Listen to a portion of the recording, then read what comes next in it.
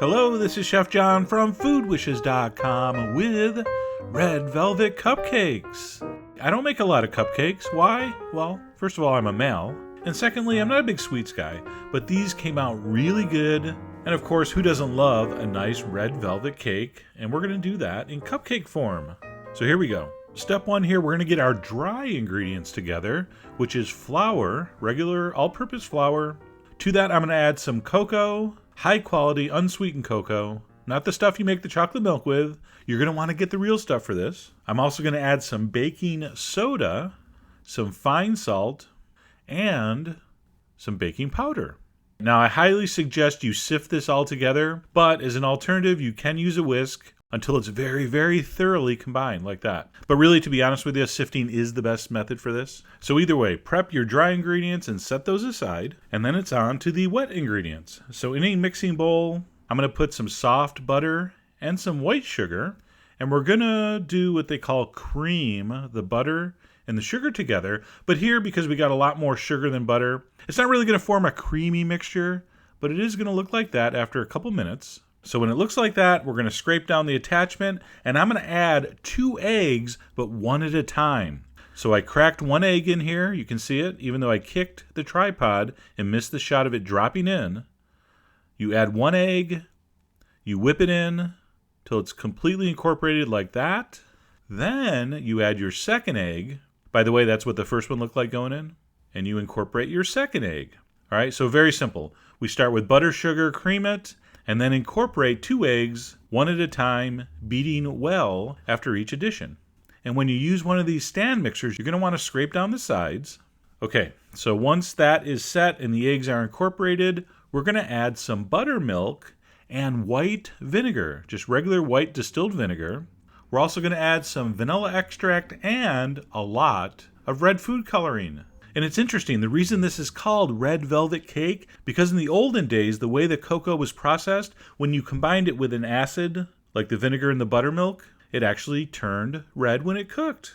Nowadays, cocoa really doesn't do that. So we add this red food coloring to mimic that effect, because it's very important this batter is red. Why? Well, I'm not sure. Why do we need it to be red? That's a great question. But we're going to do it anyway, so the name makes sense.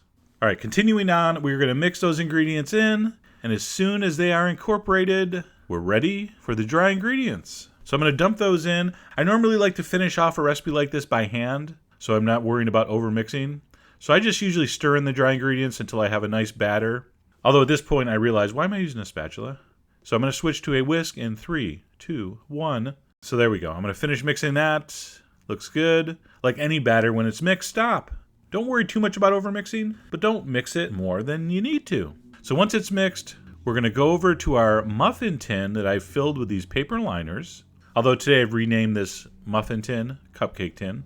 Okay, I like to use a little ice cream scoop to fill these up about 3/4 of the way. You don't want to fill them up too high. You don't want them to look like muffins. They should come up just to the top when they bake. All right, remember, a cupcake's always a snack, but sometimes a muffin's a meal.